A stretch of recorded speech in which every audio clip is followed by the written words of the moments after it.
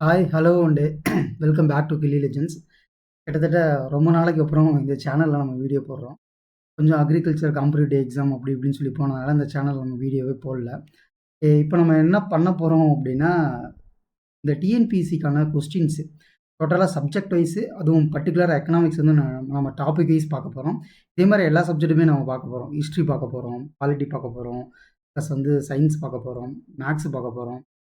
Tamil language paper எல்லாமே நம்ம செப்பரேட்டாக பார்க்க போகிறோம்.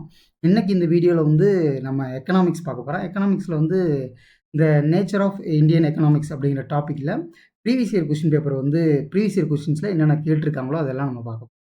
இப்போ வந்து இந்த ப்ரீவியஸ் இயர் கொஷின் பேப்பர் ஏன் பார்க்கணும் அப்படின்னு சொல்லிட்டு சில முக்கியமான பாயிண்ட்ஸ் எல்லாம் இருக்குது. ஃபஸ்ட்டு பாயிண்ட் நான் என்ன சொல்லுவேன் அப்படின்னா, சப்போஸ் இந்த மாதிரி கொஷின் பேப்பரை பார்க்கும்போது ப்ரீவியஸ் இயர் கொஷின் பேப்பரில் என்ன மாதிரி கொஷின்ஸ் எல்லாம் கேட்டிருக்காங்க அப்படின்னு சொல்லிட்டு நமக்கு ஒரு ஐடியா கிடைக்கும். ஸோ அந்த மாதிரி கொஷின்ஸ் எல்லாம் கேட்டிருக்காங்க அப்படிங்கும்போது அந்த மாதிரி டாபிக்ஸை நம்ம கொஞ்சம் சரியாக படிக்கலாம், இன்னும் கொஞ்சம் எக்ஸ்ட்ரா கேர் கொடுத்து படிக்கலாம். அதுக்கு ரொம்ப யூஸ்ஃபுல்லாக இருக்கும். இன்னொன்று வந்து ரெண்டாவது என்ன அப்படின்னா, இந்த செஷனில் உங்களுக்கு இன்னொரு விஷயம் என்ன யூஸ்ஃபுல்லாக இருக்க போகுது அப்படின்னா, இப்போ ஃபார் எக்ஸாம்பிள் நம்ம ஒரு டாப்பிக்கை ஒரு டாப்பிக்லேருந்து ஒரு கொஷின் பார்க்குறோம் அப்படின்னா, அந்த டாபிக் ரிலேட்டடான வேறு ஏதாவது இம்பார்ட்டன்ட் ஃபேக்ட் இருந்ததுன்னா அந்த ஃபேக்டை நம்ம பார்க்க போகிறோம். அப்படி இல்லை அப்படின்னா, இப்போ ரீசெண்டாக ஏதாவது கரண்ட் அஃபேர்ஸில் ஏதாவது அது ரிலேட்டடாக ஏதாவது வந்திருந்தது அப்படின்னா அதையுமே நம்ம பார்க்க போகிறோம். இது 2வது பாயிண்ட்டு. 3வது என்ன அப்படின்னா, இப்போ நம்ம இந்த மாதிரி ப்ரீவியஸ் இயர் கொஷின் பேப்பரை பார்க்கும்போது என்ன ஆகும் அப்படின்னா, இந்த கொஷின் பேப்பரோட மைண்ட் செட் நமக்கு கிடைக்கும். இதெல்லாம் இப்படி தான் கேட்டுக்கிட்டு இருக்காங்க, நம்ம இதெல்லாம் தான் படிக்கணும். ஒரு சப்ஜெக்ட் அப்படின்னா என்ன படிக்கணும் அப்படின்னு சொல்லிட்டு கிளியர் கட்டாக உங்களுக்கே தெரிய ஆரம்பிச்சிடும். அதனால் பார்க்குறோம். ஸோ இந்த வீடியோ உங்களுக்கு யூஸ்ஃபுல்லாக இருக்கும் அப்படிங்கிற ஒரு எண்ணத்தில் இதை நம்ம ஸ்டார்ட் பண்ணுறோம். நம்ம பார்க்கக்கூடிய ஃபஸ்ட்டு கொஸ்டின் என்ன அப்படின்னா, இந்த மேட்ச் த ஃபாலோவிங் பொறுத்துக்க என்ன கொடுத்துருக்காங்க அப்படின்னா, ஆடம் ஸ்மித் எந்த சைடு சில இது கொடுத்துருக்காங்க, இந்த சைடு சில இது கொடுத்துருக்காங்க. First starting with Adam Smith அப்படிங்கிறவர். அடுத்து வந்து ஜேஎம் கீன்ஸ்னு சொல்லி போட்டிருக்காங்க. அடுத்து வந்து சேபத் அப்படின்னு சொல்லி ஒருத்தர் போட்டிருக்காங்க. அடுத்து ஜூப்ளி அப்படின்னு சொல்லி ஒரு பேர் கொடுத்துருக்காங்க. இந்த எக்கனாமிக்ஸ் ஸ்டார்ட் ஆகும்போது ஆடம் ஸ்மித் அப்படிங்கிற கொஸ்டின்லேருந்து ஸ்டார்ட் ஆகிறதுல ரொம்பவே ஒரு சந்தோஷம். ஏன்னா ஆடம் ஸ்மித் என்ன சொல்லுவோம் அப்படின்னா, ஃபாதர் ஆஃப் எக்கனாமிக்ஸ் அப்படின்னு சொல்லி சொல்லுவோம். பொருளியலின் தந்தை அப்படின்னு சொல்லி சொல்லுவோம். ஏன் அப்படின்னா, இப்போ வந்து இந்த எக்கனாமிக்ஸ் அப்படிங்கிற விஷயமே வந்து ரொம்ப புதுசாக ஆரம்பித்தது தான்.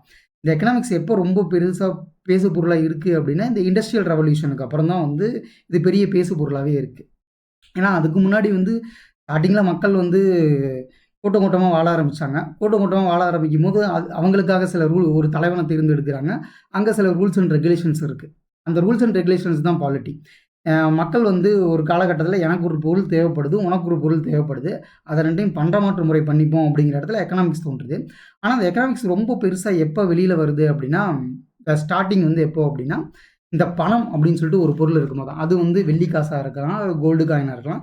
எப்போ பணம் அப்படிங்கிற ஒரு விஷயம் உள்ளே வருதோ அப்போ தான் அந்த எக்கனாமிக்ஸ் வந்து பெருசாக பேசப்படுது.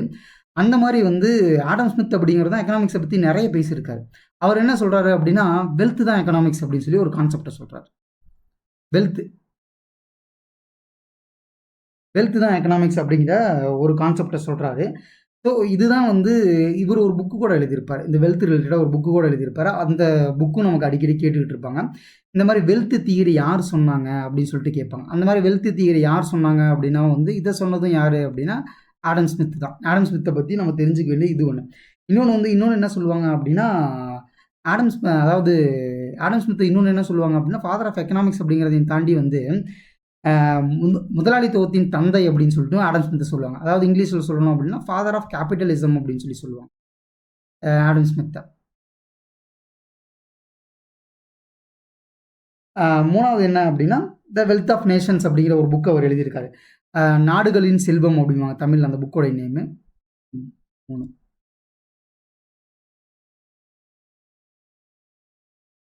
நாடுகளின் செல்வம் அப்படிம்பாங்க. இந்த புக்கு வந்து எப்போ வந்து எழுதுனது அப்படின்னா 1976 ரிலீஸ் ஆன புக்கு. 1776 ரிலீஸ் ஆன புக் இது. சரிங்களா? இங்கிலீஷில் வந்து த வெல்த் ஆஃப் நேஷன்ஸ் அப்படிம்பாங்க. இந்த 3ஐயும் பொறுத்த வரைக்கும் இந்த 3 பாயிண்ட்டும் ஆடம் ஸ்மித்தை பொறுத்த வரைக்கும் ரொம்பவே முக்கியம். ஸோ இதை வச்சு நம்ம என்ன மார்க் பண்ணுறோம் அப்படின்னா,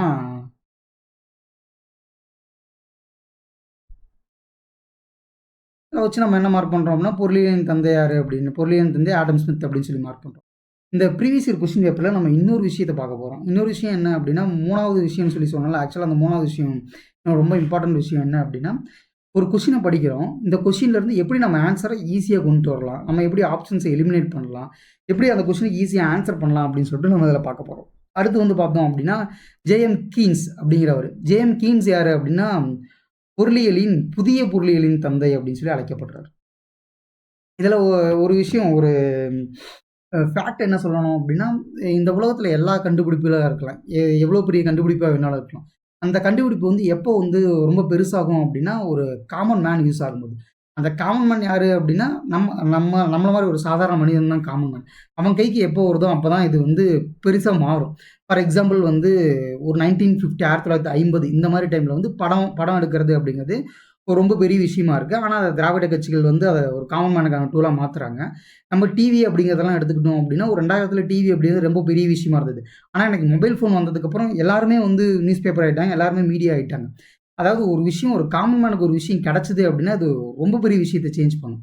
இதுக்கு ஒரு நல்ல எக்ஸாம்பிள் சொல்லணும் அப்படின்னா, இப்போ நம்மள மாதிரியே இருக்க ஒருத்தன் அவன் இந்தியாவுக்காக கப்பு ஜெயிச்சு கொடுக்குறான் அப்படிங்கும்போது அது நமக்கு ரொம்ப க்ளோஸ்ட் ஹார்ட்டடாக இருக்குது. நிறைய பேர் கிரிக்கெட் பார்க்க வராங்க.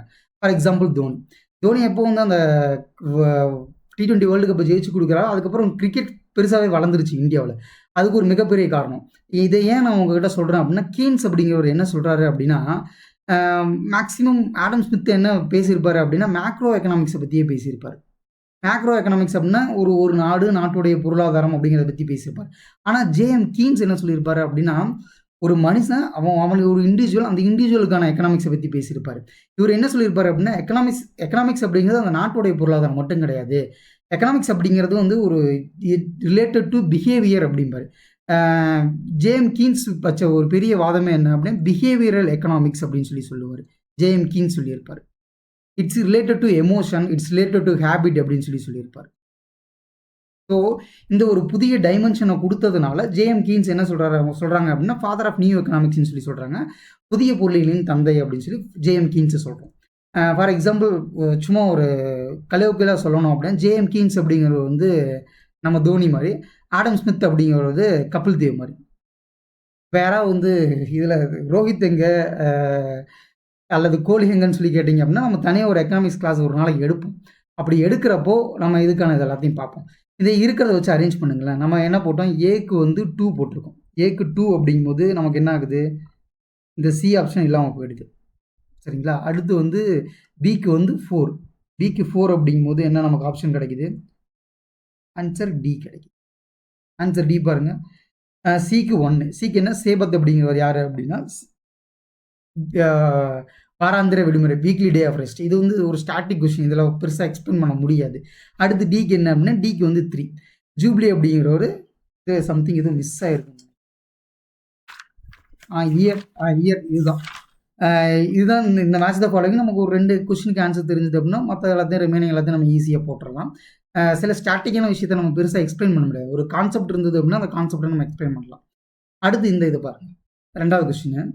ஒரு நாட்டின் எல்லைக்குள் உள்ள உற்பத்தி காரணிகளால் உற்பத்தி செய்யப்பட்ட வெளியீடுகளின் மொத்த மதிப்பு. The total value of output produce by factors of production located within the country அப்படின்னு சொல்லி கொடுத்துருக்காங்க. இந்த கொஸ்டினில் வந்து நமக்கு என்ன இம்பார்ட்டன்ட் அப்படின்னா, ஒரு ஆண்டில் நாட்டின் எல்லைக்குள் அப்படின்னு சொல்லி கொடுத்துருக்காங்க பார்த்தீங்களா, இதுதான் ரொம்ப இம்பார்ட்டன்ட். இதில் இங்கிலீஷில் சொல்லணும் அப்படின்னா வித்தின் த கண்ட்ரி அப்படிங்கிறது தான் இம்பார்ட்டன்ட். இதை ஏன் நான் சொல்கிறேன் அப்படின்னா, இந்த இடத்துல வித்தின் த கண்ட்ரி, ஒரு நாட்டின் எல்லைக்குள் அப்படின்னு சொல்லி வரும்போது இந்த இடத்துல என்ன போயிடும் அப்படின்னா, இந்த ஆப்ஷன் ஏ வெளியில் போயிடும், ஆப்ஷன் சியும் நமக்கு வெளியில் போயிடும். ஏன் அப்படின்னா, டொமஸ்டிக் அப்படின்னா அதாவது உள்நாடு அப்படின்னு சொல்லி வந்தால் மட்டும்தான் அது வந்து அந்த ஒரு நாட்டோட எல்லைக்குள்ளே வருது. இப்போ நேஷன் அல்லது வந்து மொத்த நாட்டோட உற்பத்தி அப்படின்னு சொல்லி எடுத்துக்கும் போது, இந்த நாடு அப்படின்னு சொல்லி பார்க்கும்போது, இந்த நாட்டோட உற்பத்தி அப்படின்னா சப்போஸ் நிறைய பேர் குவைத்தில் ஒர்க் பண்ணிகிட்டு இருக்கலாம், அமெரிக்காவில் ஒர்க் பண்ணிக்கிட்டு இருக்கலாம். அவங்களும் இந்த நேஷனுக்கு உட்பட்டவங்க தான், அவங்களும் இந்த நாட்டோடைய சிட்டிசன் தான். அப்படிங்கும்போது அவங்களோட இதுவும் உள்ள கணக்கில் வரும். ஸோ அப்படி கணக்கில் பார்க்கும்போது இந்த ஏ ஆப்ஷனும் சி ஆப்ஷனும் உள்ளே வராது. சரிங்களா? அடுத்து நமக்கு இருக்க 2 ஆப்ஷன் என்ன அப்படின்னா, பியா அல்லது சியா அப்படிங்கிறது தான். ஏன்னா டொமஸ்டிக் அப்படின்னு வந்ததுன்னா, டொமஸ்டிக் அப்படின்னா இந்தியா அப்படிங்கிற ஒரு நிலப்பரப்பு, இந்த நிலப்பரப்புக்குள்ளே எவ்வளோ ப்ரொடக்ஷன் ஆகுது அப்படின்னு சொல்லி தான் கொடுத்துருக்காங்க. இதில் என்ன அப்படின்னா, நெட் அப்படின்னு சொல்லிட்டு எக்கனாமிக்ஸில் படிக்கும்போது பார்ப்போம், நிகர அப்படின்னு சொல்லி நிகர உள்நாட்டு உற்பத்தி அப்படின்னு சொல்லி வரும்போது, நிகர அப்படின்னாவே என்ன அப்படின்னா தேய்மானம். தேய்மானம். இப்போ நெட் அப்படிங்கும்போது இங்கிலீஷில் டிப்ரிஷியேஷன் அப்படின்னு சொல்லுவோம். இந்த டிப்ரிஷியேஷன் இந்த கொஷினில் எங்கேயுமே இல்லை அப்படிங்கும்போது ஆட்டோமேட்டிக்காக டியும் வெளியில் போயிடும். ஸோ நமக்கு என்ன கிடைக்கும் அப்படின்னா பி தான் நமக்கான. சரிங்களா? இந்த மாதிரி நம்ம ஒரு கொஷினை படிக்கும்போது இந்த கொஷினுக்குள்ளே நமக்கு என்ன க்ளூவோடு கொடுத்துருக்காங்க, இந்த க்ளூவோட வச்சு நம்ம எப்படி ஆன்சரை எழுதலாம் அப்படின்னு சொல்லி உங்களுக்கு தெரிஞ்சது அப்படின்னா ரொம்பவே ஈஸியாகிடும். இதெல்லாம் நம்ம டீட்டெயிலாக பார்க்கணும் அப்படின்னா நம்ம கிளாஸில் பார்த்துக்கலாம். அடுத்தது பாருங்கள், என்எஸ்சி என்பது அப்படின்னு சொல்லி கொடுத்துருக்காங்க. என்எஸ்சி என்பது அப்படின்னு சொல்லி பார்க்கும்போது என்ன இது இந்த மாதிரி ஒரு அப்ரிவேஷன் வருது அப்படின்னா அது இங்கிலீஷில் பார்த்தோன்னா இன்னும் கொஞ்சம் நமக்கு ஈஸியாக இருக்கும். National statistical commission, national security council, national service commission, national savings commission. இது எல்லாத்தையும் படிக்கும்போது ஜஸ்ட் சொல்லி பார்க்கும்போதே வந்து இது சியும் கிடையாது, ஆன்சர் டியும் கிடையாதுன்னு நமக்கு தெரிஞ்சிடும். ஏன் சொல்கிறேன் அப்படின்னா நீங்கள் ரெகுலராக புக்கில் படிச்சிருக்கீங்க, இல்லை நியூஸ் பேப்பர் படிக்கிறீங்க அப்படின்னா தெரிஞ்சிருக்கும். மேபி செக்யூரிட்டி கவுன்சிலாக இருக்கலாமா அல்லது நேஷனல் ஸ்டாட்டிஸ்டிக்கல் கமிஷனாக இருக்கலாமாங்கிற மேபி ஒரு ஆசிலேஷன் வரலாம். ஆன்சர் வந்து நேஷனல் ஸ்டாட்டிஸ்டிக்கல் கமிஷன் தான் ஆன்சர். அடுத்தது பாருங்கள், சப்ளை இஸ் கான்ஸ்டன்டின் அப்படின்னு சொல்லி போட்டிருக்கு. அதாவது அளிப்பு நிலையாக இருக்கும் காலம். சப்ளை எப்போ கான்ஸ்டண்ட்டாக இருக்கும், அதாவது டிமாண்ட் சப்ளை அப்படின்னா என்ன சொல்கிறது, இதை எப்படி தமிழில் எக்ஸ்பிளைன் பண்ணுறதுன்னு சொல்லி தெரியல. அதாவது இல்லை உண்மையிலுமே தெரியல, அது நம்ம சரி பார்ப்போம். சப்ளை இஸ் கான்ஸ்டன்டின் அப்படிங்கும்போது ஃபார் எக்ஸாம்பிள் வந்து நம்ம இது எடுத்துக்கோங்க. இதுக்கு ஆன்சர் என்ன அப்படின்னு சொல்லி பார்த்துறோம். ஆன்சர் என்ன அப்படின்னா very short period. For example நம்ம டொமேட்டோவை எடுத்துக்கோங்களேன். டொமேட்டோட ப்ரைஸ் வந்து தக்காளியோட ப்ரைஸ் வந்து பார்த்தோம் அப்படின்னா ஃப்ளக்சுவேட் ஆகிட்டே இருக்கும், மேலே கீழே போயிட்டே இருக்கும். இந்த ரேட்டு ஒரு சேமாகவே இருக்காது. இதுக்கான காரணம் என்ன அப்படின்னா இந்த டிமாண்டுக்கு பொறுத்த மாதிரி நமக்கு என்ன தேவைப்படும், அந்த டிமாண்டு எவ்வளோ நம்மக்கிட்ட இருப்பு இருக்கோ அந்த இருப்புக்கு தகுந்த மாதிரி நம்மளுடைய தேவைகளுக்கு தகுந்த மாதிரி இது மேலே கீழே போய்கிட்டே இருக்கும் இந்த ப்ரைஸோட இது. ஸோ அப்படி பார்க்கும்போது இது ஒரு வெறும் ஷார்ட் பீரியடில் மட்டும்தான் அந்த சப்ளை நமக்கு கான்ஸ்டண்ட்டாக இருக்கும். ஸோ அந்த லாஜிக்கை வச்சு எழுதணும் அப்படின்னா இதுக்கான ஆன்சரை நம்ம எழுதிடலாம். அடுத்தது பாருங்கள், national income of a country can be calculated by. நாட்டு வருமானத்தை கணக்கிடும் வழிமுறைகள். மொத்தம் எத்தனை வழிமுறைகள் இருக்குது அப்படின்னா மொத்தம் 3 வழிமுறைகள் இருக்குது. சரிங்களா? ஃபார் எக்ஸாம்பிள் சிம்பிளாக சொல்லணும் அப்படின்னா ஒரு வீடு இருக்குது, ஒரு வீட்டில் ஒரு குடும்ப தலைவர் இருக்கார் அல்லது தலைவி இருக்காங்க, அவங்க வேலைக்கு போகிறாங்க, சம்பாதிக்கிறாங்கன்னு வச்சுக்கோங்க. அப்போது அந்த குடும்பத்துக்கான ஃபார் எக்ஸாம்பிள் நம்ம ஒரு ஹைப்போதெட்டிக்கலாக என்ன எடுத்துக்கிறோம்னா அந்த குடும்பத்தில் ஒருத்தர் தான் சம்பாதிக்கிறாரு அப்படிங்கிற மாதிரி எடுத்துக்கலாம். அப்படி எடுக்கும்போது அந்த ஒருத்தர் சம்பாதிக்கிறாருன்னா அந்த குடும்பத்துடைய மொத்த வருமானத்தை எப்படி கால்குலேட் பண்ணலாம் அப்படின்னு சொல்லி பார்க்கலாம். அதை எப்படி கால்குலேட் பண்ணலாம் அப்படின்னு சொல்லி பார்க்கும்போது ஒன்று அவரோட சேலரி என்ன, அவருடைய மொத்த சம்பளம் என்ன அப்படிங்கிறத வச்சு கால்குலேட் பண்ணலாம். சரிங்களா? அப்படி இல்லை அப்படின்னா அவங்க மொத்தம் அந்த மாதத்தில் எவ்வளோ செலவு பண்ணுறாங்க, எக்ஸ்பென்சஸ் அப்படின்னு சொல்லி சொல்லுவோம். எவ்வளோ செலவு பண்ணுறாங்க அப்படிங்கிறத வச்சு இது பண்ணலாம். இந்த செலவு அப்படின்னு சொல்லி வரும்போது நமக்கு சேவிங்ஸையும் சேர்த்துப்போம்.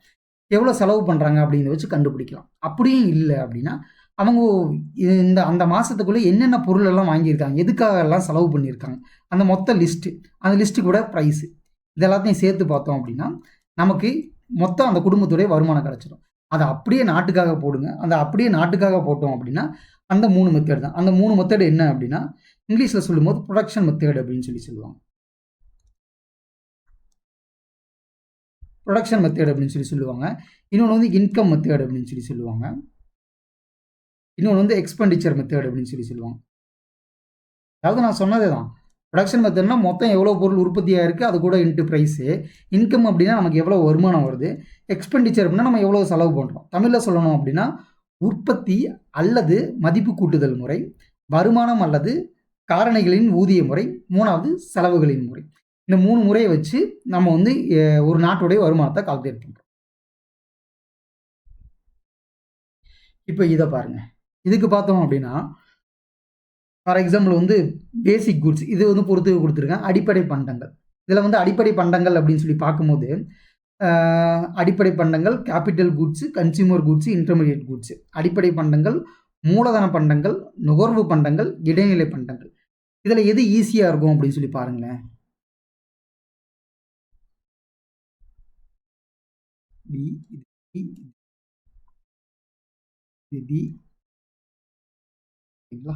இப்போ இதில் எது ஈஸியாக இருக்குன்னு பாருங்கள். மூலதன பண்டங்கள் அப்படின்னு சொல்லி போட்டிருக்காங்க.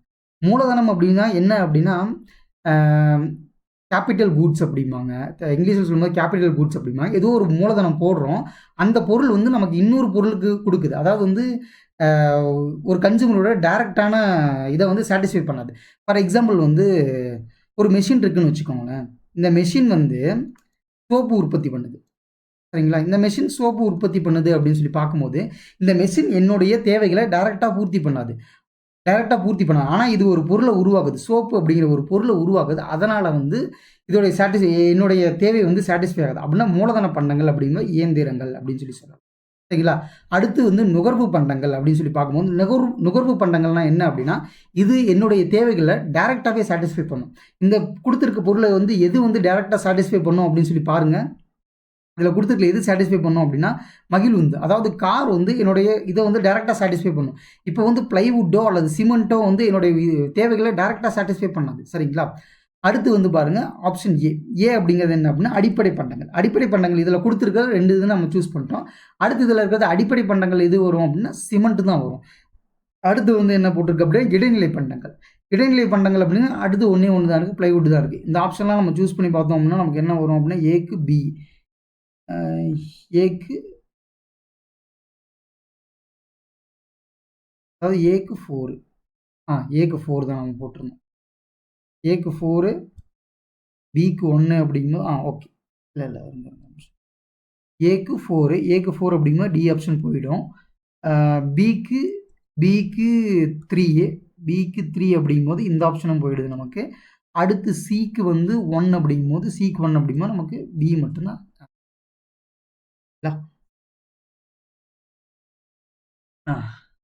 இத பாருங்க. அனைத்து பாடப்பிரிவிலும் ஒரு கண்டுபிடிப்புகள் உண்டு. எந்திரவியலில் சக்கரமும், அறிவியலில் தீயும், அரசியலில் வாக்குச்சீட்டும் இருப்பது போல, பொருளியலில் மனித சமுதாயம், வாழ்க்கையில் வணிகத்தின் பணம் முக்கிய கண்டுபிடிப்பாலும் மற்றவைகள் அனைத்தும் அதை சார்ந்தே உள்ளது. இங்கிலீஷ்ல என்ன சொல்றாங்க அப்படின்னா, ஒவ்வொரு சயின்டிஃபிக் ஸ்டடியிலையும் ஒரு விஷயம் சொல்லுவாங்க. அதாவது என்ன சொல்றாங்க அப்படின்னா, அதாவது மெக்கானிக்ஸ்ல வந்து வீல் அப்படின்னு சொல்லிட்டும், சயின்ஸ்ல வந்து ஃபயர் அப்படின்னு சொல்லிட்டு சொல்ற மாதிரி, பாலிடிக்ஸ்ல வோட் அப்படின்னு சொல்றோம். அதே மாதிரி in economics the whole commercial side of the man social existence money is essential for the invention. அதாவது மனிதன் வந்து அடிப்படையான விஷயம் அப்படின்னு சொல்றாங்க. இதை யார் சொன்னாங்க அப்படின்னா, க்ரௌத்தர் அப்படிங்கிறது தான் சொன்னாங்க. இந்த ஸ்டேட்மெண்ட் வந்து ரொம்ப டைரக்டான ஸ்டேட்மெண்ட். இந்த ஸ்டேட்மெண்ட்டை நம்ம ஒன்றும் பெருசாக எக்ஸ்பிளைன் பண்ண முடியாது. அடுத்து இதை பாருங்க என்ன கொடுத்துருக்காங்க அப்படின்னா, which one is not correct statement அப்படின்னு சொல்லி கொடுத்துருக்காங்க. சப்போஸ் நீங்கள் எக்ஸாமில் படிக்கும்போது தவறான கூற்றை கண்டுபிடிக்க அப்படின்னு சொல்லி போடுறாங்க அப்படின்னா, கொஸ்டின் பேப்பரில் இந்த மாதிரி ஏதாவது ரவுண்ட் பண்ணிடுங்க. ஏன்னா நம்ம தப்பானதை தான் கண்டுபிடிக்க போகிறோம் அப்படின்னு சொல்லி தெரியும். ஜஸ்ட்டு நம்ம படித்து பார்க்கும்போது என்ன பண்ணிடுவோம் அப்படின்னா, எது கரெக்டோ அதை டக்குன்னு பார்த்துட்டு இதுதான் ஆன்சர்னு சொல்லி ஷேர் பண்ணிட்டு போயிடும். எக்ஸாமில் உட்காந்துட்டு இருக்க அந்த எமோஷனில் ஏதாவது ஒரு விஷயத்தில் நம்ம தப்பாக பண்ணிடுவோம். அதனால சொல்கிறேன். பாலின வளர்ச்சி குறியீட்டை மனித மேம்பாட்டு குறியீட்டை கொண்டு ஆண் பெண்களுக்கு இடையே உள்ள ஏற்றத்தாழ்வுகளின் அளவீடுகள் அப்படின்னு சொல்லி கொடுத்துருக்காங்க. அதாவது ஜெண்டர் டெவலப்மெண்ட் இண்டெக்ஸுக்கும் ஹியூமன் டெவலப்மெண்ட் இண்டெக்ஸுக்கும் இது ரெண்டுக்கும் உள்ள இந்த இன்இக்வாலிட்டிஸை மெஷர் பண்ணுறதுல எது வந்து கிடையாது அப்படின்னு சொல்லி கொடுத்துருக்காங்க. இது எல்லாத்தையும் அப்படியே படிங்க. Female status in the society, female per capita income, female life expectancy, female adult literacy. இதை இந்த சைடு படிங்க. சமுதாயத்தில் பெண்களின் அந்தஸ்து, பெண்களின் தலா வருமானம், பெண்களின் எதிர்பார்க்கப்பட்ட வாழ்வு காலம், வயது வந்த பெண்களின் எழுத்தறிவு அப்படின்னு சொல்லி கொடுத்துருக்காங்க. இந்த எல்லா ஆப்ஷனையும் படித்து பார்த்து நமக்கு இதுக்கு வந்து நம்ம படிச்சிருக்குன்னு சொல்லிட்டு எந்த ஒரு விதமான அவசியமே இல்லை. இந்த எல்லா ஆப்ஷனையும் படித்து பார்க்கும்போது இப்போ பாருங்களேன், கீழே வந்து பாருங்கள், பெண்களின் வயது வந்த பெண்களின் எழுத்தறிவு எப்படி கண்டுபிடிப்பாங்க? அதாவது ஒரு ஃபார் எக்ஸாம்பிள் சொல்கிறேன், 6வது வரைக்கும் எத்தனை பெண்கள் படிச்சிருக்காங்க, 10 வயசு வரைக்கும் உள்ள பெண்கள் எத்தனை பேர் படிச்சிருக்காங்க அப்படின்னு சொல்லி ஒரு கால்குலேஷன் நம்ம வரலாம். அடுத்து பாருங்கள், பெண்களின் எதிர்பார்க்கப்பட்ட வாழ்வு காலம். இதை எப்படி கால்குலேட் பண்ணலாம் அப்படின்னா, மொத்த பெண்கள் எத்தனை பேர் எந்தெந்த வயசில் இறந்தாங்க அப்படிங்கிறத வச்சு கண்டுபிடிக்கலாம். பெண்களின் தலா வருமானம், பெண்களோட பெர் கேபிட்டா இன்கம் எப்படி கண்டுபிடிக்கலாம், எவ்வளோ பேர் வேலைக்கு போகிறாங்க எவ்வளோ சம்பாதிக்கிறாங்க வச்சு கண்டுபிடிக்கலாம். சமுதாயத்தில் பெண்களின் அந்தஸ்து, அப்படின்னு சொல்லி வரும்போது ஃபீமேல் ஸ்டேட்டஸ் இந்த சொசைட்டி அப்படின்னு சொல்லி வரும்போது இந்த இடத்துல வந்து பெண்கள் வந்து யாரெல்லாம் ரொம்ப பெரிய பொசிஷன் அடைஞ்சிருக்காங்க அப்படின்னு சொல்லி பார்க்கலாம். ஆனால் இந்த இடத்துலலாம் பார்க்கும்போது நமக்கு குவான்டிட்டியாக கிடைக்கும், நமக்கு அளவுகள் வந்து எக்ஸாக்டாக இருக்குது. ஆனால் இந்த இடத்துல மட்டும் என்ன இருக்குது அப்படின்னா குவாலிட்டியாக இருக்குது. இதை வந்து நம்ம வந்து சரியாக கண்டே பிடிக்க முடியாது. அப்படி பார்க்கும்போது இது 3ல் இந்த 4 ஆப்ஷனில் எது ரொம்ப டிஃப்ரெண்ட்டாக இருக்குது அப்படின்னா குவாலிட்டி தான் டிஃப்ரெண்ட்டாக இருக்குது. இந்த ஆப்ஷன் ஏ அப்படிங்கிறது தான் டிஃப்ரெண்ட்டாக இருக்குது. இதை வச்சு இதுக்கான நம்ம ஆன்சரை கண்டுபிடிச்சிடலாம் ரொம்ப ஈஸியாக. அடுத்து வந்து பார்த்தோம் அப்படின்னா இந்த ஜெண்டர் இன்இக்வாலிட்டி இண்டெக்ஸ் அப்படின்னு சொல்லி சொல்லுவாங்க. சரிங்களா? இந்த இண்டெக்ஸ் எதை கொடுக்கும் அப்படின்னா ஜெண்டர் இன்இக்வாலிட்டி இண்டெக்ஸ் அப்படின்னு சொல்லி இண்டெக்ஸ் சொல்கிறாங்க. இந்த இண்டெக்ஸ் வந்து எதெல்லாம் மெஷர் பண்ணுறாங்க அப்படின்னா ரீப்ரொடக்டிவ் ஹெல்த் அப்படிமா.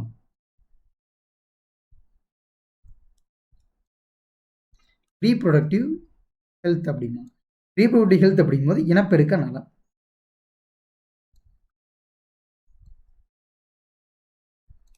இனப்பெருக்க. அடுத்து ரெண்டாவது என்ன அப்படின்னா எம்பவர்மெண்ட், பெண்கள் எவ்வளோ எம்பவர் ஆகியிருக்காங்க. அடுத்து வந்து மூணாவது லேபர் மார்க்கெட். அதாவது எம்பவர்மெண்ட் அப்படின்னா அதிகாரம் அளித்தல், லேபர் மார்க்கெட்னா என்ன அப்படின்னா தொழிலாளர் சந்தை. இது மூணையும் வச்சு ஜெண்டர் இன்இக்வாலிட்டி இண்டெக்ஸ் வந்து மெஷர் பண்ணுறாங்க. இதுக்கான ரிலேட்டடான விஷயம், இதையும் பார்த்துக்கோங்க. சரிங்களா?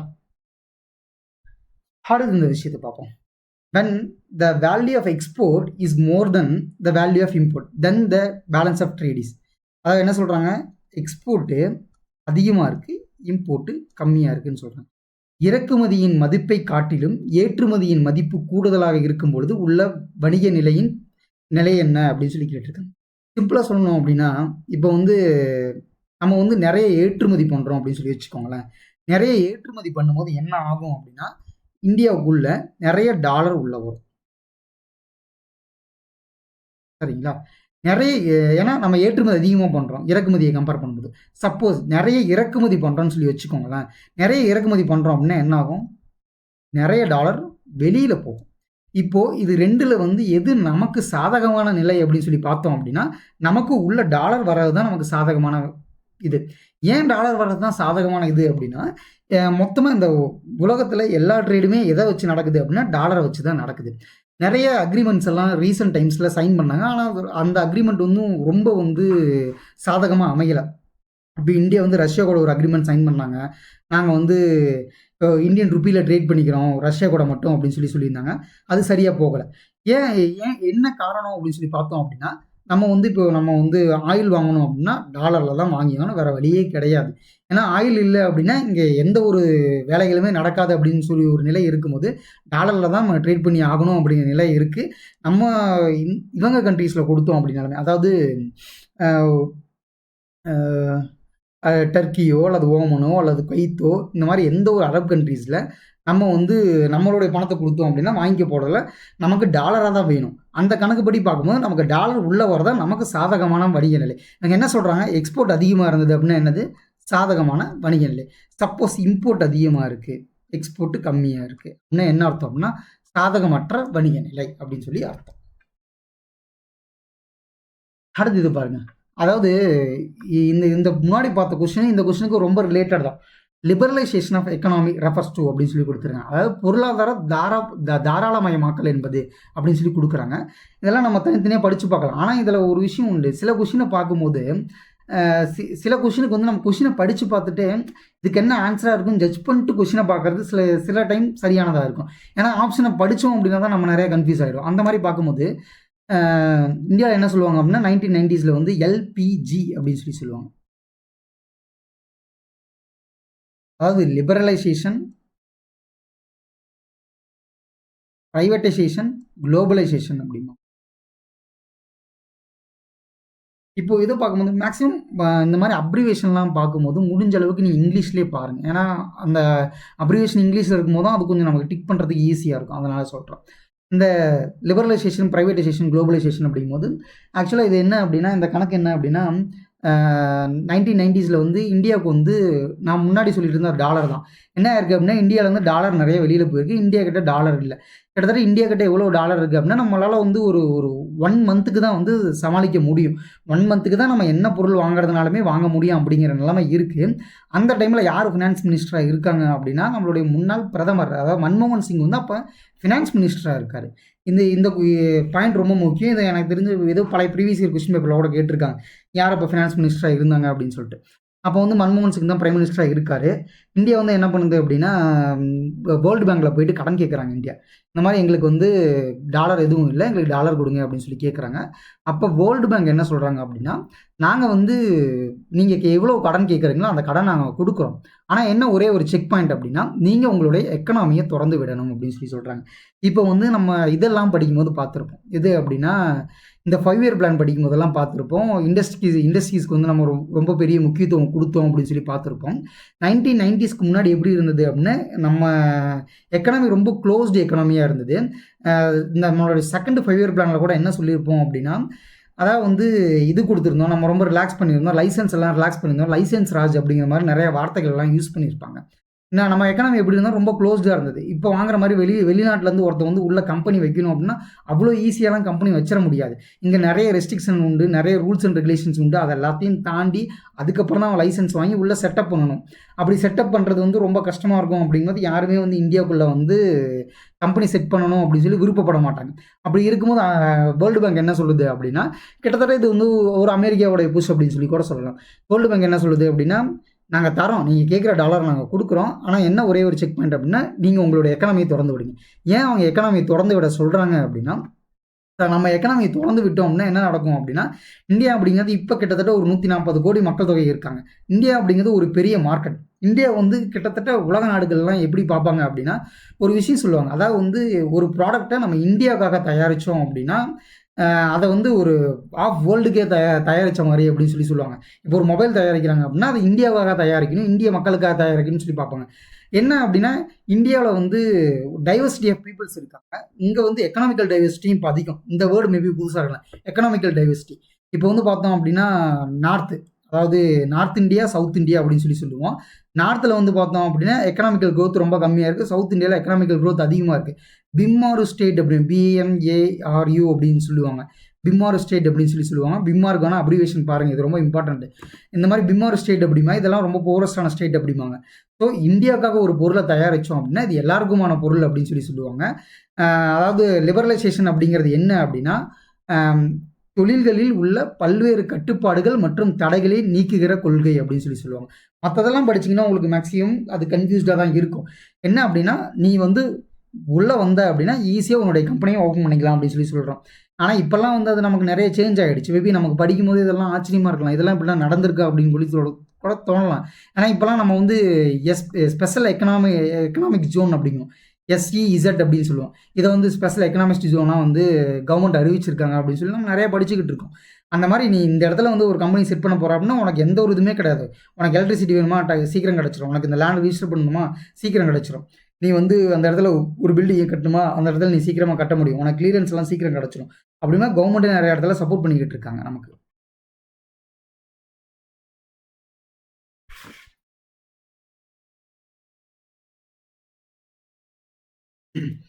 அடுத்தது வந்து பார்த்தோம் அப்படின்னா, India ranks in which position global innovation index.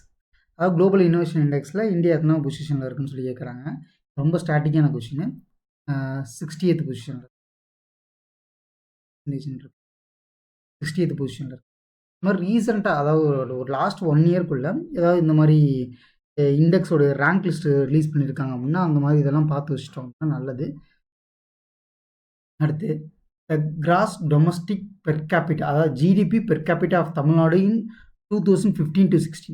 அது ஏன் 2015-16 கேட்டிருக்காங்க அப்படின்னா, புக்கில் அதை தான் கொடுத்துருக்காங்க. அதனால தான் 2015-16 கேட்டிருக்காங்க, வேறு ஒன்றும் இல்லை. இதுக்கு ஆன்சர் என்ன அப்படின்னு சொல்லி பார்த்தோம் அப்படின்னா 1,43,547. இதில் இது கூட இன்னும் வேறு சில இன்ஃபர்மேஷன் சொல்லணும் அப்படின்னா என்ன அப்படின்னா, இந்தியாவுடைய அதாவது தமிழ்நாட்டுடைய ஆவரேஜ் வந்து எவ்வளவு இருக்குது அப்படின்னா, இந்தியாவுடைய ஆவரேஜை விட 1.75 டைம்ஸ் வந்து அதிகமாக இருக்குது அப்படின்னு சொல்லியிருக்கு. சரிங்களா, இதை மட்டும் நோட் பண்ணிக்கோங்க. அடுத்து பாருங்கள், அதாவது which one of the following is not a problem in estimating national income of India. Not இருக்கா, நோட் பண்ணிக்கோங்க. பின்வருபவற்றுள் இந்தியாவில் தேசிய வருமானத்தை அளவிடுதல் சிக்கல் அல்லாத ஒன்று எது அப்படின்னு சொல்லி கொடுத்துருக்காங்க. இதெல்லாத்தையும் ஒரு டைம் படிங்களேன். இருமுறை கணக்கெடுதல், நம்பத்தகுந்த புள்ளி விவரங்கள், நம்பத்தகாத புள்ளி விவரங்கள், கணக்கில் காட்டப்படாத வருவாய், அதிக எண்ணிக்கையிலான நிறுவனங்கள். அதாவது நேஷனல் இன்கம்மை கால்குலேட் பண்ணும்போது இருமுறை கணக்கெடுதல், எடுத்த ஒரே இடத்துல இன்னொரு இடத்துல டேட்டா, ஒரு இடத்துல ப்ரொடக்ஷன் இருக்கும், இன்னொரு இடத்துல அந்த விஷயம் அப்படியே சேல் ஆயிருக்கும். அந்த மாதிரி எடுக்கிறதெல்லாம் காமன். ஸோ இது கண்டிப்பாக வரும். நம்பத்தகாத புள்ளி விவரங்கள் இது கிடைக்கும். ஏன்னா இப்போ ஒரு மளிகை கடை இருக்குது அப்படின்னா, அந்த மளிகை கடையில் எவ்வளோ டர்ன் ஓவர் ஆகுது, அந்த மளிகை கடையில் எவ்வளோ சேல் ஆகுது, இந்த மாதிரி சில டேட்டாஸ் எல்லாம் நம்ம கிடைக்கவே கிடைக்காது. ஸோ இதுவும் கண்டிப்பாக வரும். அடுத்து கணக்கில் காட்டப்படாத வருவாய் அப்படின்னு சொல்லி போட்டிருக்காங்க. ஆமாம், இதுவும் வந்து கண்டிப்பாக இருக்குது. ஏன்னா எவ்வளோ இன்கம் இருக்குது, நிறைய இன்கம் காட்டப்படாமல் இருக்குது அப்படிங்கிறது நமக்கு நல்லாவே தெரியும். ஸோ இதுவும் வரும். ஸோ இதுவும் ஆன்சரில் வராது. அதிக எண்ணிக்கையிலான நிறுவனங்கள் அதிக எண்ணிக்கையிலான நிறுவனங்கள் இருக்கிறது வந்து ஜிடிபி கால்குலேட் பண்ணுறதுலையோ நேஷனல் இன்கம் கால்குலேட் பண்ணுறதுலையோ ஒரு பிரச்சனை கிடையாது. சரிங்களா? அடுத்து பார்ப்போம். What is mixed economy? கலப்பு பொருளாதாரம் என்றால் என்ன? இதுக்கு ஆன்சர் என்ன அப்படின்னா option B. Private and public ரெண்டுமே மிக்ஸ் ஆகிறதா மிக்ஸ்டு எக்கானமி அப்படின்னு சொல்லி சொல்லுவாங்க. இது ரெண்டையும் படித்து பாருங்களேன். லீகல் செக்டார், ப்ரைவேட் செக்டார் ரெண்டுக்கும் சம்மந்தமே கிடையாது. அட்மினிஸ்ட்ரேட்டிவ் செக்டாரு, ஜுடிஷியல் செக்டாரு இது ரெண்டும் வந்து கவர்மெண்ட்டோடையது. அப்படி பார்க்கும்போது இது ரெண்டும் கலப்பு பொருளாதாரம்னு சொல்லி சொல்ல முடியாது. இதை கண்டிப்பாக ஸ்டேட் செக்டார், சென்ட்ரல் செக்டார் அப்படின்னு சொல்லிட்டு ஒரு செக்டாரே கிடையாது. சரிங்களா? ஸ்டேட் கவர்மெண்ட், சென்ட்ரல் கவர்மெண்ட் தான் இருக்குது. ஸோ அப்படி பார்க்கும்போது இந்த ஆப்ஷன்லாம் வராது. நமக்கு ஆப்ஷன் பி தான் வரும். அடுத்தது பாருங்கள். Which sector contributes major share to the our national economy அப்படின்னு சொல்லி கொடுத்துருக்காங்க. ஆப்வியஸாக வந்து சர்வீஸ் செக்டர். இது நம்மளுடைய புக்லேயே கொடுத்துருப்பாங்க. இது ரொம்ப இதான கொஷின். அதாவது வந்து ஒரு விஷயம் ரெகுலராக சொல்லிக்கிட்டே இருப்பாங்க. இந்தியன் எக்கானமி, இந்திய பொருளாதாரம் வந்து நம்ம ஆரம்பித்தது வந்து அக்ரிகல்ச்சரில் தான் ஆரம்பிச்சிருப்பாங்க. அக்ரிகல்ச்சருக்கு எப்பவுமே வந்து ஜிடிபி கான்ட்ரிபியூஷன் எவ்வளோ இருக்கும் அப்படின்னா எப்பவுமே 15லேருந்து ஒரு 18% இருக்கும். காலமாக இது 15லேருந்து 18 தான் போயிட்டே வந்துக்கிட்டே இருக்குது. அடுத்து வந்து நான் இண்டஸ்ட்ரியல் செக்டார் அப்படின்னு சொல்லி எடுத்துக்கிட்டோம் அப்படின்னா, இந்தியா அப்படிங்கிறது ஒரு இண்டஸ்ட்ரியல் பேஸுக்கே போகலை. இந்தியா இண்டஸ்ட்ரியல் பேஸுக்கு போகாமல் அடுத்து ஒரு பெரிய லாங் ஜம்ப் கொடுத்து சர்வீஸ் செக்டார் போயிடுச்சு. அதனால் பார்க்கும்போது இந்தியாவில் இன்னமும் என்ன சொல்லுவாங்க அப்படின்னா, கொஞ்சம் நிறைய அன்எம்ப்ளாய்மெண்ட் இருக்கிறதுக்கு ரீசன் வந்து இந்தியா வந்து அந்த மாதிரி அக்ரிகல்ச்சர்லேருந்து அப்படியே ஒரு லாங் ஜம்ப் பண்ணி சர்வீஸ் செக்டாருக்கு போனது தான் அப்படின்னு சொல்லிட்டு நிறைய பேர் சொல்லுவாங்க. அதுவும் கிட்டத்தட்ட உண்மையும் கூட. அடுத்து பாருங்கள். The union government set a goal of doubling the income by 2022. இந்திய அரசாங்கம் 2022ஆம் ஆண்டிற்குள் வருமானத்தை 2 மடங்காக அதிகரிக்க வேண்டும் என்ற குறிக்கோள் கொண்டுள்ளது. யாரோட இன்கம் அப்படின்னு சொல்லி கேட்டிருக்காங்க. மீனவர்களா அல்லது சிறு வணிகர்களா, சுய உதவி குழுக்களின் வருமானமா, விவசாயிகளின் வருமானமா அப்படின்னு சொல்லி பார்க்கும்போது விவசாயிகளின் வருமானம். இது ரொம்ப பழைய கொஸ்டின். சரிங்களா?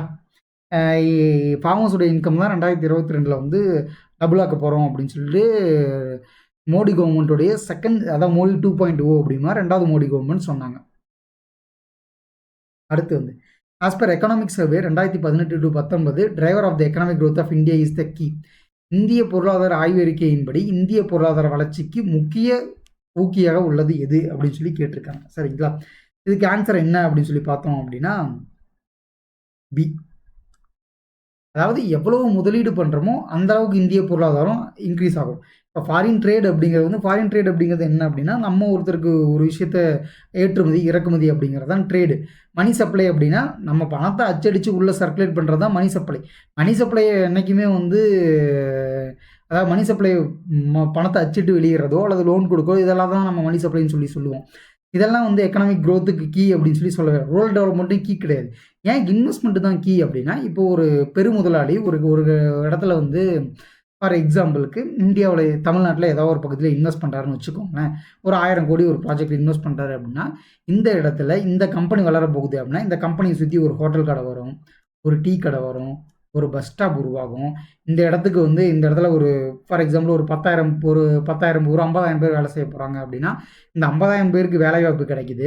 இந்த 50,000 குடும்பங்கள் சரியாக இருக்க போகுது. அப்படிங்கும்போது இது ஒருத்தரோட நிற்காது, அது பல்கி பெருகும். அதனால தான் வந்து அதாவது இன்வெஸ்ட்மெண்ட் தான் வந்து எக்கனாமிக் க்ரோத்துக்கான டிரைவ் அப்படின்னு சொல்லி சொன்னாங்க. அடுத்து என்ன அப்படின்னா in HRD human resource development, மனிதவள மேம்பாட்டில் the meaning of job promotion என்ன அப்படிங்கிறது என்ன அப்படின்னா, பணியாட்களின் நிலை மாறுதல், பணியாளர் ஒரு பணியிலிருந்து உயர்ந்த பணிக்கு மாறுதல், வறண்ட பணி மேம்பாடு, மேற்கண்ட அனைத்தும் அப்படின்னு சொல்லி கொடுத்துருக்காங்க. அப்போ நம்ம படித்து பார்க்கும்போதே தெரியும், ஒருத்தர் அவருடைய பொசிஷன்லேருந்து இன்னொரு பொசிஷனுக்கு மேலே போகிறாரு அப்படின்னா அதுக்கு பேர் தான் ஜாப் ப்ரமோஷன். அடுத்து பாருங்க. As per G20 surveillance note India's economic growth is at 2020 என்ன அப்படின்னு சொல்லி கேட்டிருக்காங்க. இந்த மாதிரி கொஸ்டின் எதுக்காக அப்படின்னா, இப்போ எக்கனாமிக் க்ரோத் என்னவா இருக்குன்னு சொல்லிட்டு G20 சர்வைலன்ஸ் என்ன சொல்லியிருக்கு, வேர்ல்டு பேங்க் என்ன சொல்லியிருக்கு அப்படிங்கிற மாதிரி பார்த்துக்கணும். ஏன்னா இது ரொம்ப பழைய டேட்டா. சரிங்களா? இதுக்கான ஆன்சர் என்ன அப்படின்னா 7.5. அடுத்தது பாருங்க. During 1857 the peasant had to pay the heavy taxes in the form of 1857 குடியானவர்கள் அதிகமாக செலுத்த வேண்டியிருந்த வரி அப்படின்னு சொல்லி கொடுத்துருக்காங்க. இந்த கொஷின்லே ஆன்சர் இருக்கு. குடியானவர்கள் அப்படின்னு சொல்லி சொல்றாங்க. குடியானவர்கள் அப்படின்னு சொல்லி இவங்க யார் நோட் பண்றாங்க அப்படின்னா விவசாயிகள் நோட் பண்றாங்க. விவசாயிகள் என்ன வரி அதிகமாக செலுத்தியிருப்பாங்க? கண்டிப்பா நிலவரி தான், லேண்ட் டாக்ஸ் தான். இதில் எந்த ஒரு விதமான டவுட்டுமே கிடையாது. சரிங்களா? இங்கே இங்கிலீஷில் படிச்சு வரா பெசன்ஸ் அப்படிங்க. பெசன்ஸ்னா அவங்க சொல்றது டேரெக்டாக ஃபார்மர் தான் சொல்றாங்க. அவங்க ஆப்வியஸாக லேண்ட் டாக்ஸ் தான் கொடுத்துருப்பாங்க. அடுத்தது பாருங்க. இந்த ரெண்டு இதையும் வந்து மேட்ச் பண்ணணும் அப்படின்னு சொல்லி கொடுத்துருக்காங்க. மேட்ச் பண்ணணும்னு சொல்லி கொடுக்கும்போது நமக்கு எது தெரிஞ்சிருக்குன்னு பார்க்கணும். கோத்தாரி, ராஜா செல்லையா, ஜவஹர்லால் நேரு, டாக்டர் எம்எஸ் சுவாமிநாதன். நமக்கு இதில் என்ன நல்லா தெரியும் அப்படின்னா எம்எஸ் சுவாமிநாதன் கிரீன் ரெவல்யூஷனு டி போட்டுருங்க. அடுத்து வந்து ஜவஹர்லால் நேரு பிளானிங் கமிஷனு, இதுவும் நமக்கு தெரியும். அப்படி பார்க்கும்போது சிக்கு அதாவது சிக்கு 4 எங்கே இருக்குன்னு பாருங்கள். சிக்கு 4 இங்கே 1ல் மட்டும்தான் இருக்குது. அடுத்து வந்து டிக்கு 3 கரெக்டாக இருக்கா பாருங்கள். டிக்கு 3 இதில் 1 தான் இருக்குது. ஆப்வியஸாக இதுக்கான ஆன்சர் சரியாயிடுச்சு. அடுத்து பார்க்கணும்னா ஏக்கு வந்து 2. ஏக்கு 2 அப்படிங்கும்போது Kothari education commission, Raja Chelliah finance commission. அடுத்தது பாருங்கள். 22 என்ன அப்படின்னா when did unique identification authority of India established? UIDAI இந்திய சீரான அடையாளம் காணும் ஆணையம் எப்போது தொடங்கப்பட்டது அப்படின்னு சொல்லி கேட்டிருக்காங்க. எப்போ தொடங்கினாங்க அப்படின்னா 2009 செட் பண்ணாங்க. ஆனால் நமக்கு ஆதார் கார்டெலாம் கொடுக்க ஆரம்பித்தது ரொம்ப லேட்டு தான். இதில் ஒரு பெரிய புது அப்டேட் என்ன அப்படின்னா இப்போலாம் இருக்க ஆதார் கார்டில் எடுத்து பார்த்தோம் அப்படின்னா ஒரு அப்டேட் கொடுத்துருப்பாங்க. It's not an age proof அப்படிங்கிறாங்க. இது வயசுக்கான ப்ரூஃப் கிடையாது அப்படிங்கிறாங்க. ரெண்டாவது என்ன சொல்கிறாங்க அப்படின்னா இது வந்து சிட்டிசனுக்கான அடையாளமும் கிடையாது அப்படிங்கிறாங்க. சப்போஸ் இதெல்லாம் கொஸ்டின்லாம் கேட்டாங்க அப்படின்னா நீங்கள் ஈஸியாக எழுதணும் அப்படிங்கிறதுக்காக சொல்கிறேன். இதெல்லாம் ரீசெண்டாக கரண்ட் அஃபேர்ஸில் வந்தது. அது ஏன் ஏஜ் ப்ரூஃப் கிடையாது அப்படின்னா கிட்டத்தட்ட வந்து பார்த்தோம் அப்படின்னா ஆதார் வந்து ரொம்ப ஒரு ஃபாஸ்ட்டாக தான் இந்த இது நடந்தது. ஃபாஸ்ட் அப்படின்னா இந்தியாவை பொறுத்த வரைக்கும் ஒரு 140 கோடி மக்கள் இருக்க இடத்துல வந்து இதை 2 வருஷம் 3 வருஷத்தில் அந்த டாஸ்க்கை முடிக்கிறது ஃபாஸ்ட் அப்படின்னு சொல்லி தான் நம்ம எடுத்துக்கணும். அப்படி பார்க்கும்போது என்ன அப்படின்னா சில இடத்துல வந்து வருஷத்தை மட்டுமே போட்டிருப்பாங்க ஆதார் கார்டில். சில பேருடைய டேட் ஆஃப் பர்த் தெரியாமல் இருந்தது அப்படின்னால அதனால் 1 அப்படின்னு சொல்லி போட்டது. இப்போவும் நிறைய பேருடைய ஆதார் கார்டெலாம் வாங்கி பாருங்கள் 1 இருக்கும். ஸோ அதனால் வந்து இவங்களோட ஏஜ் ப்ரூஃபாக கன்சிடர் பண்ண முடியுதுன்னு சொல்லி நிறைய பிரச்சனைகள் வந்ததுனால இது ஏஜ் புக்கான ப்ரூஃபும் கிடையாது, இது சிட்டிசன்ஷிப்புக்கான ப்ரூஃபும் கிடையாது அப்படின்னு சொல்லி யூனியன் கவர்மெண்ட் சொல்லியிருக்காங்க. அடுத்து பாருங்கள். இதில் வந்து எது சரி அப்படின்னு சொல்லி கேட்டிருக்காங்க. என்ன சொல்லியிருக்காரு அப்படின்னா டாக்டர் விஎஸ் ஸ்மித் அப்படிங்கிற என்ன சொல்லியிருக்காரு, எண்ணற்ற வகை இன மக்கள் இங்கு வசிப்பதால் விஎஸ் ஸ்மித் என்பவர் இந்தியாவை ஒரு இனங்களின் அருங்காட்சியகம் என்று குறிப்பிட்டு உள்ளார் அப்படின்னு சொல்லி சொல்கிறாங்க. இது சரி. சரிங்களா? இது புக்கில் இருக்குது. இந்தியா ஏராளமான மாறுபட்ட தன்மைகளை உள்ளாக்கிய நாடு என்று அனைவராலும் அறியப்பட்டுள்ளது. ஏனெனில் இங்கு எண்ணற்ற வகை இன மக்கள் வசிக்கின்றனர். இதுவும் கரெக்ட். இதில் எது சரி அப்படின்னா ஏ மற்றும் பி இரண்டுமே சரி. அடுத்தது பாருங்க. பிரைவேட்டைசேஷன் அதாவது தனியார் மயமாக்குதல் கீழ்கண்டவற்றில் எது சரி அப்படின்னு சொல்லி கேட்டிருக்காங்க. தனியார் மயமாக்கணும் அப்படின்னா திறமையை அதிகரிக்குமா அப்படின்னா ஆமாம், திறமையை அதிகரிக்கும். அரசின் தலையீட்டை குறைக்குமா அப்படின்னா ஆமாம், தனியார் ஆக்கிட்டாங்கன்னா கண்டிப்பாக அரசோட தலையீடு குறையும். சுதந்திரமாகவும் விரைவாக முடிவு எடுப்பதனை அதிகரிக்க ஆமாம் கரெக்டு. அரசு தன் பொறுப்புகளை கை கழுவ அப்படிங்கும்போது இந்த மாதிரி ஏதாவது ஒரு ஸ்டேட்மெண்ட் கொடுக்குறாங்க அப்படின்னா கவர்மெண்ட்டுக்கு ஆப்போசிட்டாவோ அல்லது வந்து நெகட்டிவாவோ இருந்தது அப்படின்னா அது கண்டிப்பாக தப்பாக தான் இருக்கும். சரிங்களா? இது நெகட்டிவ் சென்ஸில் கொடுத்துருக்காங்க, கவர்மெண்ட்டுக்கு தப்பாக கொடுத்துருக்காங்க. சரிங்களா? இப்போ இந்த ஆப்ஷனை மட்டும் பாருங்கள். 4 கிடையாது, கண்டிப்பாக 4 கிடையாது அப்படின்னா 4 மட்டும் ரிமூவ் பண்ணுங்கள். இங்கே 4 இருக்குது அப்படின்னா டி கிடையாது. சரிங்களா? அடுத்து 4 டியும் கிடையாது. அடுத்து பாருங்கள். போட்டியினை அறிமுகப்படுத்தி தனியார் துறைக்கு பண்புகளை வளர்க்க. ஆமாம், இது சரிதான். சரிங்களா? அப்படி பார்க்கும்போது 1 2 3 5 1 2 3 5 பி தான் கரெக்டு. இப்போ செக் பண்ணணும் அப்படின்னா இந்த இடத்துல 1 2 5 கொடுத்துருக்காங்க, 1 2 5 கொடுத்துருக்காங்க. 3 பாருங்கள். சுதந்திரமாகவும் விரைந்து முடிவெடுப்பதே அதிகரிக்க. ஆமாம், தனியார் மயமாக்கணும் அப்படின்னா அவங்களுடைய டிசிஷன் ரொம்ப ஃபாஸ்ட்டாக இருக்குது. ஏன்னா வந்து கவர்மெண்ட்டில் பார்த்தோன்னா நிறைய ஹையரார்கி இருக்குது. ஒரு முடிவு அவரே எடுக்க முடியாது, அவருக்கு மேலதிகாரி ஒருத்தர் இருப்பார், அவர்கிட்ட கன்சிடர் பண்ணணும். அவர் எடுக்க முடியாது, அவருக்கு மேலே ஒருத்தர் இருப்பார், அவர்கிட்ட கன்சிடர் பண்ணணும். இந்த மாதிரி நீண்டுக்கிட்டே இருக்கும். ஆனால் ப்ரைவேட்டில் அந்த மாதிரி இருக்காது. சரிங்களா? அடுத்து பாருங்கள், அதாவது which are the following is are recommended for reducing inflation. பணவீக்கத்தை குறைப்பதற்காக கீழ்கண்டவற்றுள் எவை பரிந்துரை செய்யப்படுகின்றன அப்படின்னு சொல்லி கொடுத்துருக்காங்க. டிமாண்ட் மேனேஜ்மெண்ட் மெஷர், தேவை மேலாண்மை நடவடிக்கைகள், அளிப்பு மேலாண்மை நடவடிக்கைகள், வர்த்தக மற்றும் வரி கொள்கையை ஒழுங்குபடுத்துதல். இதில் பார்த்தோம் அப்படின்னா இதை மூணுமே பண்ணுவோம். இதை மூணுமே பண்ணோன்னா தான் இன்ஃப்ளேஷன் கண்ட்ரோல் ஆகும். இது ஒரு ப்ராடர் டாபிக். இதை நம்ம இதை பார்த்தோம்னா தான் தெரியும், நம்ம கிளாஸில் பார்த்தோம் அப்படின்னா தான் தெரியும். இப்போ ட்ரேடில் அட்ஜஸ்ட் பண்ணோம் அப்படின்னா இன்ஃப்ளேஷன் குறையும், சப்ளை சைடை குறைச்சனாலும் இன்ஃப்ளேஷன் குறையும், டிமாண்ட் சைடை பண்ணோம்னாலும் தெரியும் இன்ஃப்ளேஷன் குறையும். Demand push inflation, supply push inflation அப்படின்லாம் சொல்லுவோம் நம்ம. சரிங்களா? எனக்கு தெரிஞ்சு இந்த 25ஓட நிறுத்திப்போம். நம்ம ஸ்டார்டிங்கில் கொஞ்சம் நிறைய எக்ஸ்பிளைன் பண்ணதுனால ரொம்ப டைம் ஆகிடுச்சு.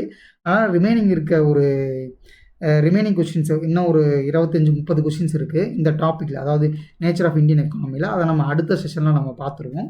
அதுக்கப்புறம் அடுத்தடுத்து ஒவ்வொரு டாபிக் ரிலேட்டடாகவும் நம்ம பார்க்கலாம். ஒவ்வொரு டாப்பிக்கும் நம்மக்கிட்ட தனியாக கொஷின்ஸ் இருக்குது. 5 இயர் பிளானுக்கு தனியாக இருக்குது, ரிசர்வ் பேங்க் ஆஃப் இந்தியா பேங்க்குக்கு தனியாக இருக்குது, ஃபினான்ஸ் கமிஷன், இந்த மாதிரி ஒவ்வொரு டாப்பிக்குமே நம்மகிட்ட தனித்தனியாக கொஷின் இருக்குது. அதெல்லாம் இனி வர கிளாஸில் நம்ம பார்ப்போம். இதே மாதிரி நம்ம எல்லா சப்ஜெக்ட்டுக்கான வீடியோ போடுறோம். உங்களுக்கு இந்த வீடியோ பிடிச்சிருந்தது அப்படின்னா நம்மளோட சேனல் லைக் பண்ணுங்கள். நம்மளோட டெலகிராம் லிங்க் டிஸ்கிரிப்ஷனில் கொடுக்குறோம். அதே மாதிரி நம்மளுடைய இன்ஸ்டா ஐடி இருக்குது, அதுவும் கொடுக்குறோம். நீங்கள் அதில் ஜாயின் பண்ணிக்கோங்க. அதுக்கான அப்டேட்டு, நம்ம டிஎன்பிசிக்கான மெட்டீரியல்ஸு இதெல்லாமே நம்ம கொடுத்துக்கிட்டு இருக்கோம். Thank you for your time.